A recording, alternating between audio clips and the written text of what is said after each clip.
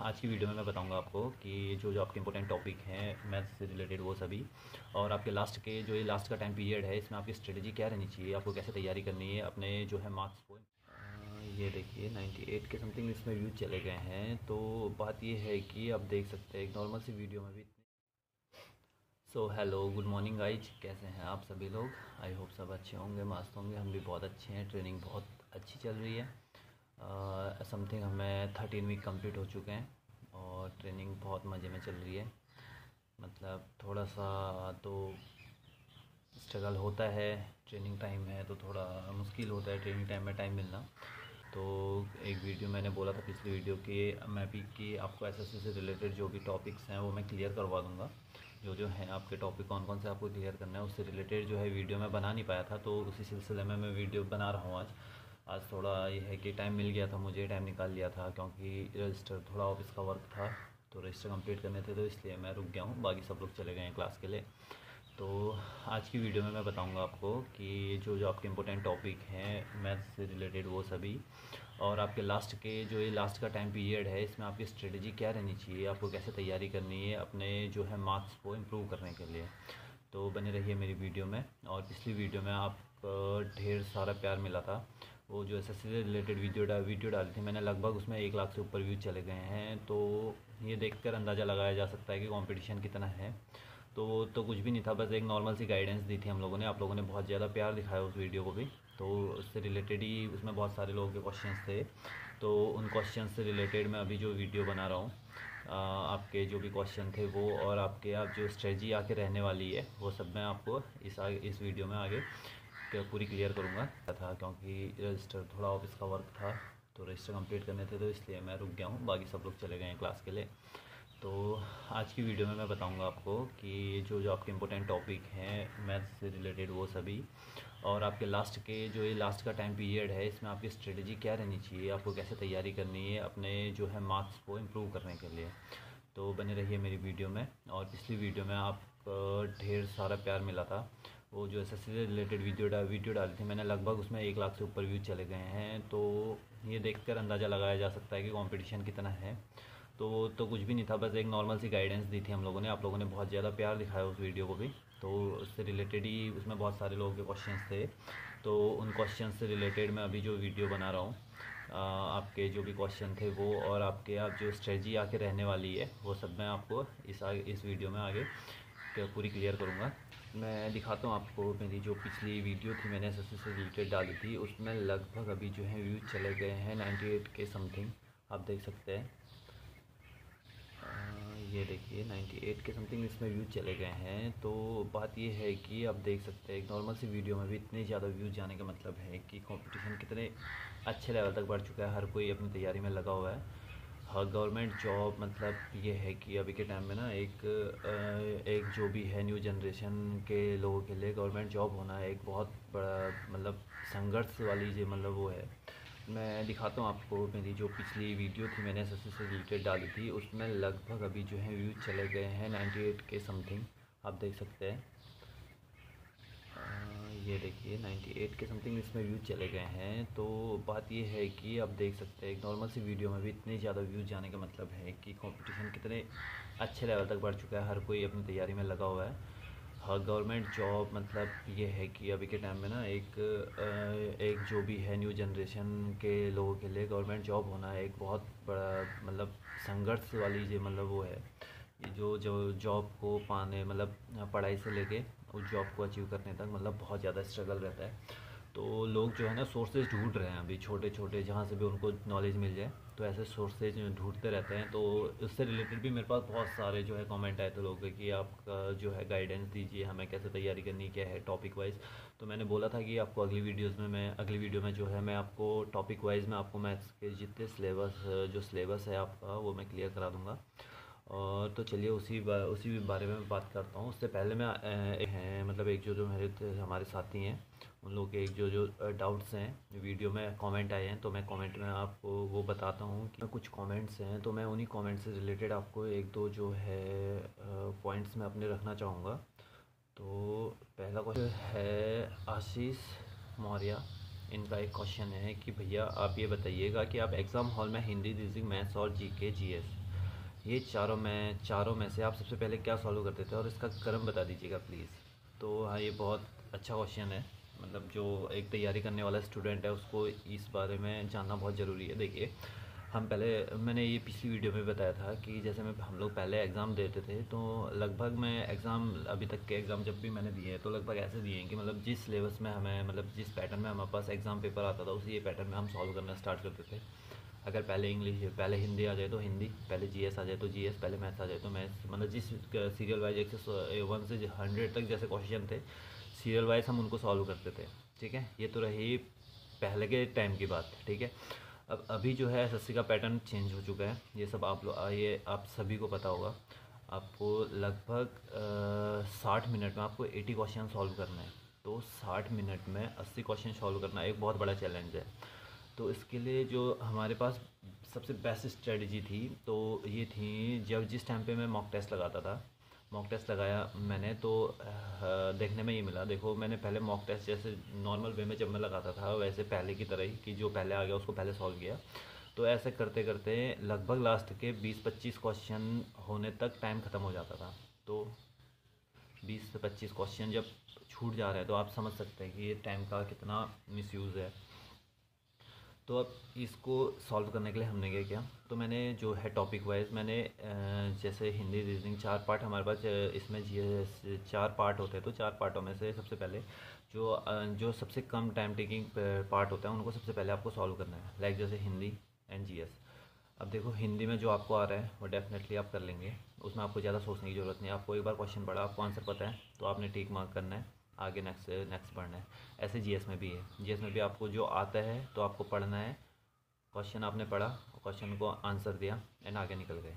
ठीक है, तो आपको मेन टारगेट ये रखना है कि आपका हिंदी और जीएस जो ये जो 2 पार्ट है, ये कम से कम आपको 15 से 20 मिनट, ज़्यादा नहीं, 15 से 20 मिनट, ये भी बहुत ज़्यादा बोल रहा हूँ मैं, 15 से 20 मिनट के अंदर आपको ये दोनों जो पार्ट्स हैं इनको सॉल्व कर लेना है। ठीक है, अभी जब भी मॉक टेस्ट लगाते तो मॉक टेस्ट लगाने के टाइम भी आप इस चीज़ का ध्यान दें कि कभी भी ये ना सोचे कि चलो अभी पॉज कर लेता हूँ फिर लगा लूँगा, जो क्वेश्चन पहले सॉल्व कर ले तो फिर लगा लूँगा। तो ऐसा नहीं है, आपको पर्टिकुलर जैसे आपको ये लगभग ऐसे आपको माहौल बनाना पड़ेगा कि आप जैसे एग्ज़ाम हॉल में बैठे हैं, उसी हिसाब से आप तैयारी कीजिए और उसी हिसाब से आपको जो है ये टेस्ट भी लगाना है। ठीक है, मॉक टेस्ट आपको प्रीवियस ईयर के बहुत सारे मॉक टेस्ट मिल जाएंगे। तो जी के जीएस पहले इस जो शॉर्ट पार्ट है उनको जो है अच्छे से आपने वो कर लिया। उसके बाद आपको जीए, मैथ्स और रीजनिंग के लिए आपके पास काफ़ी टाइम बच जाता है। मैथ्स और रीजनिंग में आपको टाइम देना है। मैथ्स रीजनिंग अब क्योंकि देखो, मैथ्स और रीजनिंग टाइम टेकिंग तो होती है, अगर आपकी कैलकुलेशन अच्छी है, मैथ्स अच्छी है तो रीजनिंग अच्छी हो जाएगी। तो मैथ्स मेन है, कैलकुलेशन बहुत अच्छी चाहिए आपको, कैलकुलेशन आराम से, ताकि एक क्वेश्चन को एक बार सॉल्व करो तो आपको दोबारा सॉल्व करने की ज़रूरत न पड़े। आप तसल्ली से सॉल्व करो उसे, ये नहीं कि जल्दीबाजी में आपने एक वो है ना, एक वर्ड भी अगर गलत लिख किया, जोड़ने घटाने में कुछ भी एक वर्ड भी गलत हुआ तो आपको पूरा क्वेश्चन दोबारा सॉल्व करना पड़ेगा। तो वो टाइम का पूरा बर्बादी है। आपके एक गलती की वजह से आपके पूरे क्वेश्चन में जितना टाइम लग रहा था वो पूरा टाइम आपका ख़राब हो गया। तो उससे अच्छा है कि आप जैसे अगर 2 मिनट एक क्वेश्चन को सॉल्व करने में लग रहे हैं आपको, तो कम से कम आप उस क्वेश्चन को 30 सेकंड ज़्यादा दीजिए, 1 मिनट ज़्यादा दीजिए, ताकि आपका जो भी है उसमें कोई गलती ना हो। कैलकुलेशन आराम से कीजिए, और कैलकुलेशन के लिए ये है कि कैलकुलेशन तो अब मेन पहाड़ है, 1 से 30 तक, स्क्वायर, क्यूब, ये सब आपको याद होना चाहिए। तो जाके आपको कैलकुलेशन में बहुत मतलब ये है कि सहायता मिलेगी उससे।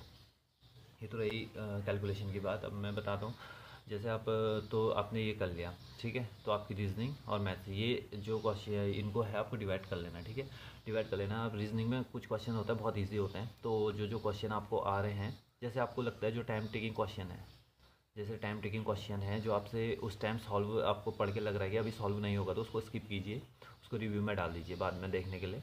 तो और जो आपको आ रहे हैं उसको पहले सॉल्व करते जाइए, और बाद में जब आपका लगभग आप पूरा पेपर देख लेते हैं, मतलब कर लेते हैं आप मैथ्स और रीजनिंग, लगभग आपका हो जाता था, उसके बाद एक बार दोबारा जाइए उन क्वेश्चंस पे जिनको आपने छोड़ा है, तो जितने सॉल्व होते हैं। अब देखो ना, आप ऐसा होता है कि आप पीछे जगह एक क्वेश्चन कर रहे हैं, आपको आता है वो क्वेश्चन, लेकिन ये है कि उसमें कैलकुलेशन बड़ी है, या तो फिर किसी वजह से आपके माइंड में वो चीज़ अभी उस समय वो जो भी पॉइंट है, हो सकता है आपके माइंड से निकल गया, कुछ भी ऐसी चीज़ हो सकती है। तो निकल गया, तो आप उसमें अपना टाइम वेस्ट कर रहे हैं। ये है कि उस क्वेश्चन में आपका अपना टाइम वेस्ट करने से अच्छा उस क्वेश्चन को स्किप कीजिए, आप अगले क्वेश्चन में जाइए। अब आपके उस क्वेश्चन में जितना टाइम लग रहा है वो टाइम तो आपका ख़राब होगा ही होगा, उसके अलावा जो आपके आगे क्वेश्चन बचे हैं उसके लिए जो टाइम बचा है वो भी ख़राब होना है। तो इसलिए इन गलतियों से बचें। तो जब भी आप पेपर सॉल्व करते हैं तो सबसे पहले लगभग आपका टारगेट ये रहना चाहिए कि लगभग आपके जैसे अगर 80 क्वेश्चन है तो आप कम से कम 80 के 80 क्वेश्चन एक बार जाके अटैम्प्ट करें, एक बार जाके चेक करें कि आपको कितने आ रहे हैं कितने नहीं आ रहे।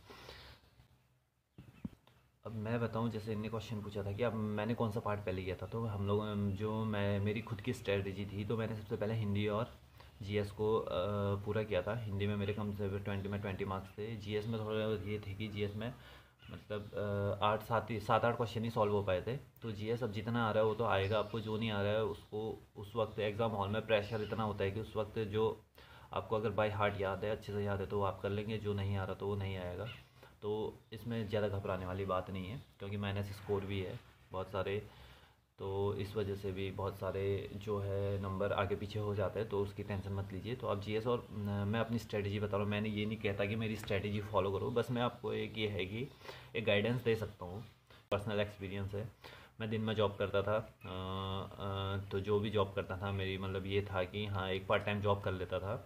दैन उसके बाद मेरे को जब भी टाइम मिलता था मैं लाइब्रेरी बैठ जाता था, या रात को आके रूम पे मैंने वहीं मार्केट में रूम लिया हुआ था, रूम में बैठ के मैं पढ़ाई कर लेता था। तो ये है कि स्टार्टिंग में ये नहीं रहता यार कि हाँ निकलेगा। अब स्टार्टिंग से आप ये सोच के चलोगे कि मुझे निकलेगा नहीं निकलेगा क्या होगा, तो इस वजह से कुछ नहीं होता। तो आप हमेशा कभी भी जब चलते हैं ना, आप एक टारगेट लेके मत चलो। लाइक जैसे आपको एसएससी निकालना है तो ये मत लेके चलो कि मुझे एसएससी करना है, एसएससी नहीं होगा तो कहीं नहीं होगा, नहीं ऐसा नहीं है। आपको कम से कम उससे रिलेटेड दो या तीन ऐसे टारगेट लेके चलना है। अगर इसमें नहीं हुआ तो इसमें, इसमें नहीं हुआ तो इसमें, ठीक है। तो एसएससी लाइक जैसे आप एसएससी की तैयारी करते हैं, सेम सिलेबस आपका एसएससी सीएचएसएल का है, लगभग सिमिलर पैटर्न है उसका भी। तो एसएससी सीएचएसएल तो ये टॉपिक तो सब तो सेम ही रहता है, मैथ्स रीजनिंग और जीएस जीके जीएस सब वही रहता है। तो ऐसे ही आप एक अच्छे लेवल की जब तैयारी करते हैं ना, तो आपके जो नीचे के जो एग्ज़ाम होते हैं वो इजीली निकल जाते हैं, ठीक है। तो आप अच्छे से तैयारी कीजिए। जो क्वेश्चन आपको आ नहीं रहे उसमें टाइम वेस्ट करना नहीं है। तो और जैसे अभी जैसे मॉक टेस्ट लगाते हैं आप, तो मॉक टेस्ट में जो भी आपके क्वेश्चंस बन नहीं रहे हैं, जो भी आपके आते हुए भी गलत हो रहे हैं, तो उन पे प्रैक्टिस कीजिए। प्रैक्टिस जब तक आप प्रैक्टिस नहीं करेंगे, बिना बिना प्रैक्टिस के मतलब कंपटीशन इतना है ना, बिना प्रैक्टिस के आपके एक एक क्वेश्चन का एक एक नंबर की बहुत ज़्यादा वैल्यू है अभी के टाइम पे। अब लगा लो पोस्ट बहुत कम है, पिछली बार से लगभग आधी पोस्ट हैं, और कंपटीशन बहुत ज़्यादा है। सच में कंपटीशन बहुत ज़्यादा है, तो आपको मेहनत भी उसी लेवल की करनी पड़ेगी। मेहनत होगी वो लग जाएगा, मेहनत काम नहीं आती, ऐसा नहीं है दोस्त। मेहनत किस्मत भी तब साथ देती है जब आप मेहनत करते हो, ठीक है। तो उसमें अटैम्प्ट करेंगे, उसमें नहीं हुआ तो उसमें, ये नहीं कि भाई एक ही चीज़ लेके मत चलो। कम से कम हाँ ये है कि आपको टारगेट ऐसा पकड़ना है कि जो जैसे आपका पैटर्न जो है वो पैटर्न सेम रहे, ये नहीं कि आगे जाके चेंज हो जाए। तो लगभग आपको उसी पैटर्न में लेके आपको पढ़ाई करनी है। तो जैसे मैं तो एसएससी के जब एग्ज़ाम डेट आती है तो उस दिन हमें पता चलता है कि एसएससी में जो है 3 साल की जो है एज में रिलैक्सेशन मिला है। तो तब जाके हम फॉर्म भरवाए थे, ठीक है। अब ये लगा लो कि मैं तो कहता हूँ कि 2023 जो है मेरी लाइफ का जो है लाइफ चेंजिंग ईयर रहा है, क्योंकि बहुत सारे स्ट्रगल के बाद मतलब ये सब मिलना बहुत मतलब एक होता है ना कि हाँ सबका ड्रीम होता है। तो फाइनली यार इतना मेहनत करने के बाद मिल गया है, तो ये कुछ नहीं है, ऊपर वाला भी साथ देता है। बस आप मेहनत तो करके देखिए, मेहनत करोगे तो किस्मत भी साथ देगी, वरना आप किस्मत के भरोसे सब कुछ छोड़ दोगे तो दोस्त कुछ नहीं होगा। बस किस्मत, अगर किस्मत इतनी अच्छी होती तो आपको यहाँ इन प्लेटफॉर्मों में घूमने की ज़रूरत नहीं होती। आप ऐसे यूट्यूब में आके कमेंट कर नहीं करते, हो सकता था आपका कोई बिज़नेस होता तो आप अपने बिज़नेस को संभालते।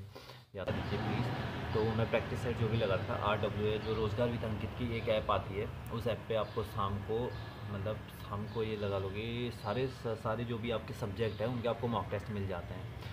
जैसे आपको हिंदी का पर्टिकुलर, हिंदी का अलग से, जीएस का अलग से, मैथ्स का अलग से, रीजनिंग का अलग से, इन चारों का अलग से आपको जो है आपको मिल जाता है उसमें। अंकित भाटी सर की जो एप्लीकेशन है उस पर आपके सिमिलर जो इससे रिलेटेड क्वेश्चंस है, जो टॉपिक हिंदी के अलग से अलग करके मॉक मिल जाते हैं। और उसमें टाइम क्राइटेरिया भी होता है कि इतने टाइम में आपको क्वेश्चन सॉल्व करना है। तो उससे आप उस ऐप से अगर आप तैयारी करेंगे ना, उससे आपको बहुत ज़्यादा मदद मिलेगी। मैंने भी उसी से तैयारी की थी, मेरे साथ जो अजय है, एजे और ये हम लोग जो 4-5 हम लोगों ने सब उसी प्लेटफॉर्म से तैयारी की है। अभी के टाइम में मतलब सबसे बेस्ट जो मैं कहूँगा ना, सबसे बेस्ट जो ऑनलाइन स्टडी का प्लेटफॉर्म है वो RWA है। RWA का मतलब उनका जो भी मटेरियल होता है ना, स्टडी मटेरियल बहुत ज़बरदस्त है भाई। आप उससे तैयारी करके देखिए एक बार, आपको सच में, आप भले आप सिलेक्शन हो ना हो तो अलग बात है, लेकिन आपको अंदर से सेटिस्फेक्शन हो जाएगी कि हाँ, कि हमने कुछ पढ़ा है। तो वो बहुत अच्छा ऐप है। तो वहाँ से हम लोगों ने भी तैयारी की थी। तो और संडे को आपको पर्टिकुलर जो आपका सिलेबस, जो आपका पैटर्न रहता है एग्ज़ाम का, तो पूरे एग्ज़ाम पैटर्न में आपको एक मॉक टेस्ट संडे को मिलता है, और बाकी मॉक टेस्ट आपको शाम शाम को, सारे सब्जेक्ट के शाम शाम सब्जेक्ट वाइज आपको अलग अलग मॉक टेस्ट में देखने को मिल जाते हैं। तो आप सॉल्व कीजिए, उससे भी आपको बहुत ज़्यादा हेल्प मिलेगी आपके जो है स्कोर इंक्रीज़ करने में। अब एक भाई का क्वेश्चन है, आपने ऑनलाइन पढ़ाई की या ऑफलाइन? तो ऐसा से कि मैं कहूँ, अगर मैं जो अच्छी तैयारी की मैंने ऑनलाइन की है।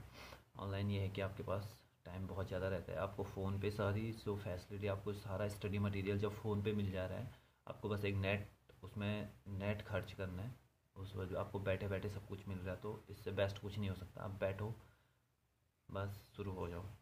तो मैंने ऑनलाइन ही तैयारी की थी, ऑनलाइन ही हम लोगों ने सब कुछ ऑनलाइन मैंने, और बट ये है कि हाँ, मैंने बुक भी मंगाई थी, बुक मंगाई थी मैंने, आपको बता दूँ, मैंने RWA की ही बुक मंगाई थी, अंकित भाटी सर की। उस बुक में ये था, मैथ्स की वो बुक थी, और उस बुक में ये था कि आपको प्रीवियस ईयर के सारे क्वेश्चन, ऑल टोटल 2000, लगभग 2018 से अब तक के जितने क्वेश्चन थे, मतलब जितने एग्ज़ाम हुए SSC GD के, उनसे रिलेटेड, मतलब उन जो भी एग्ज़ाम थे उनमें आए हुए सारे क्वेश्चन का एक जो है समरी, मतलब क्वेश्चन को सारों सबको इकट्ठा करके, मतलब सारे टॉपिक वाइज उसमें एक पूरी बुक बनाई थी उनने। तो उस बुक से बहुत ज़्यादा हेल्प मिली थी आपको सारे, क्योंकि प्रीवियस ईयर क्वेश्चन बहुत ज़्यादा रिपीट होते हैं और वो पैटर्न लगभग सेम रहता है। तो उन क्वेश्चनों को मैंने सॉल्व किया था, लगभग उस बुक को मैंने 4 या 5 बार सॉल्व किया था। उस बुक से बहुत हेल्प मिली थी मैथ्स में। वो बहुत अच्छी बुक है, तो आप, मैं प्रीफर करूँगा अगर आप लेना चाहेंगे तो वो आप ऑनलाइन भी मंगा सकते हैं। आप वहीं जो रोज़गार विद अंकित ऐप में है, उसमें बुक का भी आपको अलग से ऑप्शन मिल जाता है, बुक में जाके आप वो कर सकते हैं, या उनके जो हेल्पलाइन नंबर है वहाँ जाके आप मंगवा सकते हैं।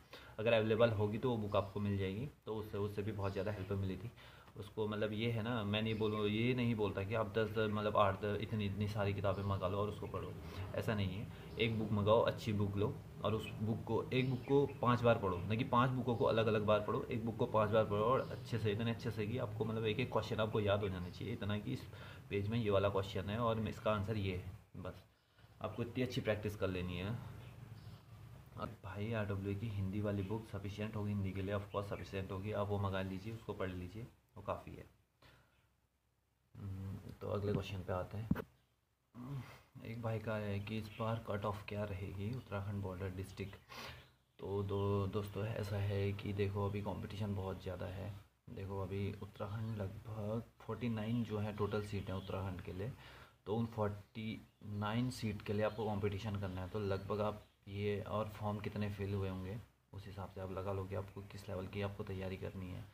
अभी के टाइम में एक एक सेकंड ना, आपका एक एक टाइम, एक एक मिनट बहुत इंपॉर्टेंट है, कि उस मिनट को आप यूज़ करते हैं या मिस यूज़ करते हैं। तो आप मेहनत बस दिल लगा के करोगे तो सब मिलेगा। बट यह कि कंपटीशन सच में इस बार बहुत ज़्यादा रहने वाला है। लगभग अगर मैं बात करूँ कि पिथौरागढ़ जो डिस्ट्रिक्ट, बॉर्डर डिस्ट्रिक्ट की एरिया बात करूँ, तो मैं लगभग 110, तो लगभग 110 से 120, कम से कम 120 से ऊपर आपको स्कोर चाहिए अगर आपको, हाँ, अगर कट ऑफ क्लियर करनी है। तो ये अब देखो, ये अभी तो क्लियर नहीं किया जा सकता, जैसे जैसे एग्ज़ाम होंगे, एग्ज़ाम पैटर्न से पता चलेगा कि एग्ज़ाम के पैटर्न कैसे हैं, एग्ज़ाम कैसा आ रहा है, एग्ज़ाम में जो है आपके मार्क्स कितने बन रहे हैं, आप कितने अटैम्प्ट कर रहे हैं, एग्ज़ाम का लेवल क्या है। तो उस वजह से, उससे होते हुए कट ऑफ क्लियर की जाएगी। अभी कुछ नहीं किया कहा जा सकता, यह कि हाँ, लेकिन कंपटीशन इसमें इस बार सच में बहुत ज़्यादा रहेगा।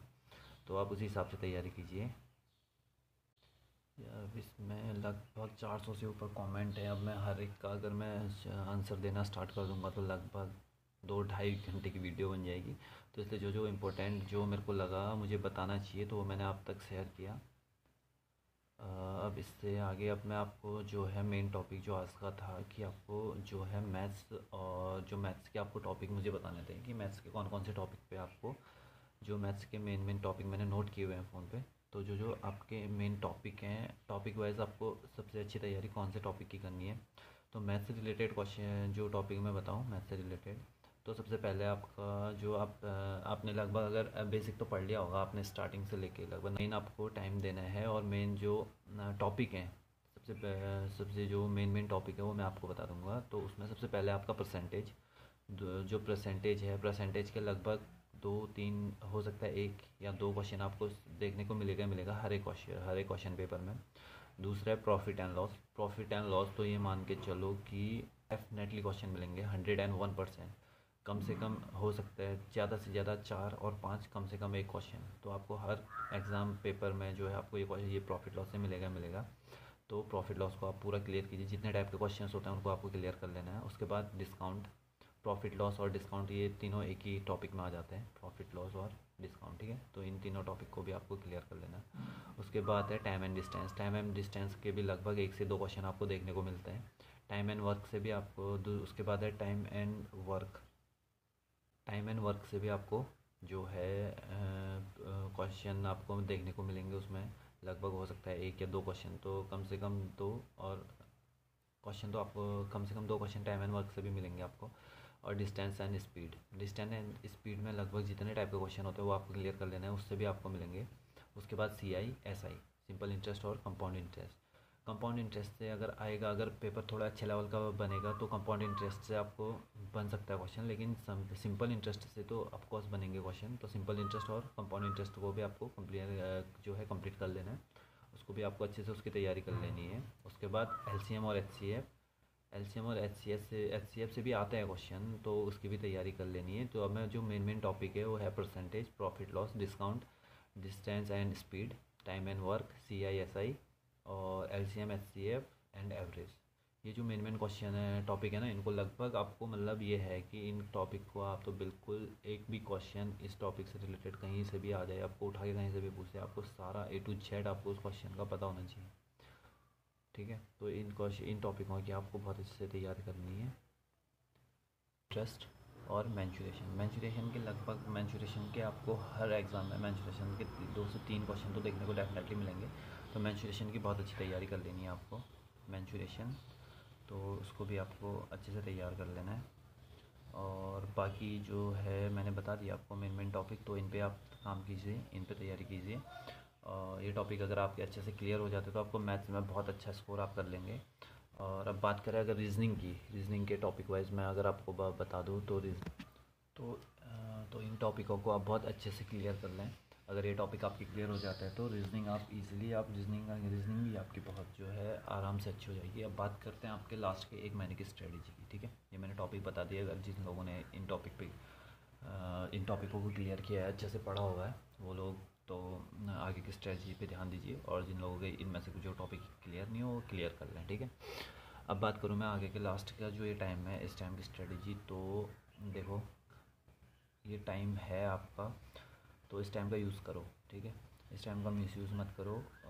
टाइम का यूज़ कहने का सेंस ये है कि आपको ये नहीं कि दिन भर आपको बैठे रहना बस पागलों की तरह, ऐसा भी नहीं करना है। बस ये है कि आपको, लेकिन जितना आप पढ़ो इतना आप जो है फ्री माइंड से बहुत आराम से आपको समझ में आए, ऐसे आपको पढ़ाई करनी है। और मेन है अब लास्ट का टाइम बचा है, तो अब ये देखो कि आप बहुत ज़्यादा सिलेबस में अब बहुत ज़्यादा सिलेबस के पीछे मत भागो। अब आपने जितना पढ़ा है उसको रिवीजन करो। मेन है रिवीजन। जब तक आप रिवीजन नहीं करेंगे ना तब तक क्लियर नहीं होती। आप आगे बढ़ते जाते हैं और पीछे का सब साफ़ होते रहता है। तो साथ साथ में आपको रिवीजन भी करते रहना है। तो और अभी तक आपने जो पढ़ लिया है उसको रिवाइज़ करो, एक बार फर्स्ट से लेके अभी तक रिवाइज़ करो। और सबसे ज़्यादा मेन रोल निभाता है ना, वो है आपका मॉक टेस्ट। अगर आप मॉक टेस्ट नहीं लगा रहे हैं तो मान लो ये आपकी बहुत बड़ी गलती कर रहे हैं आप। बिल्कुल ये लगा लो कि आपको एक बहुत बड़ा चैलेंज है 60 मिनट में। ये बहुत बड़ा चैलेंज है कि 60 मिनट में आपको 80 क्वेश्चन सॉल्व करने हैं। जब तक आप इसकी प्रैक्टिस नहीं करोगे, बिना प्रैक्टिस किए आप एग्ज़ाम देने जा रहे हो, तो डेफिनेटली आप वहाँ पे बहुत ज़्यादा आपको दिक्कत आने वाली है। तो आपको जो है एक ऐसा सिनेरियो क्रिएट करना है कि आप एग्ज़ाम हॉल में बैठे हैं और आपके सामने जो है आपके अभी तो फ़ोन होगा तो फ़ोन की स्क्रीन में क्वेश्चन चल रहे हैं, तो वहाँ आप ये इमेजिन करो कि आपका जो है डेस्कटॉप है उस पर क्वेश्चन चल रहे हैं और आपको सॉल्व करना है, ठीक है। ये सिनेरियो लेके चलना है। और उसके बाद आपको हर एक क्वेश्चन को टाइम मैनेज करना बहुत ज़रूरी है, क्योंकि इसमें मेन खेल है टाइम का। क्वेश्चन तो ऐसे आएंगे कि आपको कुछ क्वेश्चन होंगे टाइम टेकिंग। जो टाइम टेकिंग क्वेश्चंस है ना, उनको आपको शॉर्ट टाइम में कैसे सॉल्व करना है ये आपके ऊपर डिपेंड करता है। तो ये सब आएगा आपको प्रैक्टिस से। आप जितनी अच्छी प्रैक्टिस करेंगे उतने अच्छे से आपके क्वेश्चंस जो है सॉल्व होंगे। जितना हो सके मैं आप लोगों को गाइड करूँ जो मेरा पर्सनल एक्सपीरियंस है वो मैं आप तक शेयर करूं। अगर हो सके आपको अच्छी लगे वीडियो तो लाइक करें, शेयर करें, और अगर ना लगे तो इग्नोर कर दें। और इससे ज़्यादा हम क्या कहेंगे, सॉरी आपसे। कुछ लोग बोलते हैं कि या सिलेक्शन तो ऐसे ही हो रखा है जीडी में, और बात करते हैं आईएएस, जैसे आईएएस आईपीएस बन गए हो। तो ये सबकी अपनी मेंटलिटी है। हम कितने लोगों को हम जाके जवाब देंगे बताओ। हम क्या, कुछ लोग बोलते हैं कि किस्मत ही हो गया। अरे भाई, तुम आगे कभी मेहनत देखी होती तो आप शायद किस्मत की बात नहीं करते। मेहनत भी की है, डेफिनेटली की है, भले कोई माने ना माने। छोटी है पोस्ट, देखेंगे अभी इन फ्यूचर बहुत लंबी लाइफ पड़ी है। तो बने रहिए हमारे यूट्यूब चैनल पर। आई होप कि आप लोगों को वीडियो पसंद आई। मेरे ख्याल आए तो, अगर आपको वीडियो पसंद आई हो, अगर आपको थोड़ी सी भी हेल्प मेरी वीडियो के थ्रू आपको मिलती है, तो आप प्लीज़ चैनल को सब्सक्राइब कीजिए, लाइक कीजिए। तो यहाँ अभी यूपी की भी वैकेंसी निकली हुई है, बहुत सारे लोग अभी तैयारी कर रहे हैं। तो अगर आप लोगों को अगर उससे भी रिलेटेड अगर कोई आपको इन्फॉर्मेशन चाहिए, क्योंकि बहुत लोग यूपी से भी मेरी वीडियो देखते हैं, तो वो भी कंपटीशन की तैयारी कर रहे हैं। यूपी पुलिस की जो वैकेंसी निकली हुई है उससे रिलेटेड अगर आपको वीडियो चाहिए होगी, कि उससे रिलेटेड, जैसे मेरे साथ वाले हैं वो लोग तैयारी कर रहे हैं, तो उनसे इंटरव्यू के थ्रू मैं आप लोगों तक थोड़े और इन्फॉर्मेशन पहुँचाना चाहूँगा। अगर आपको उससे रिलेटेड वीडियो अगर आपको चाहिए होंगी, उससे इन्फॉर्मेशन, तो आप प्लीज़ कमेंट कीजिए, तो मैं उससे भी रिलेटेड वीडियो बनाऊँगा। जो यूपी कांस्टेबल का सिलेबस रहता है, कैसे ये लोग तैयारी कर रहे हैं, कैसे क्या सब, मतलब दिन भर यहाँ मतलब इतना बिजी होते हैं, उसके बाद भी टाइम निकाल के अपने लिए टाइम निकालना और किसी अगली चीज़ की तैयारी करना बहुत बड़ी बात है। तो वो सब भी मैं आपके साथ शेयर करूँगा।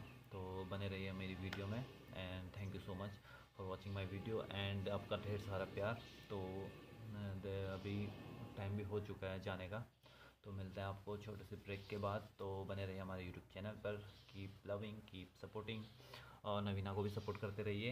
एंड बाकी बस चल रहे मज़े में। मिलता है बहुत जल्दी आपको साथ में। अभी 13 वीक लगभग कंप्लीट हो गए हैं, तो अभी 20 वीक के आफ्टर 20 वीक के बाद हम लोग घर आएंगे, फिर मिलेंगे हम साथ में।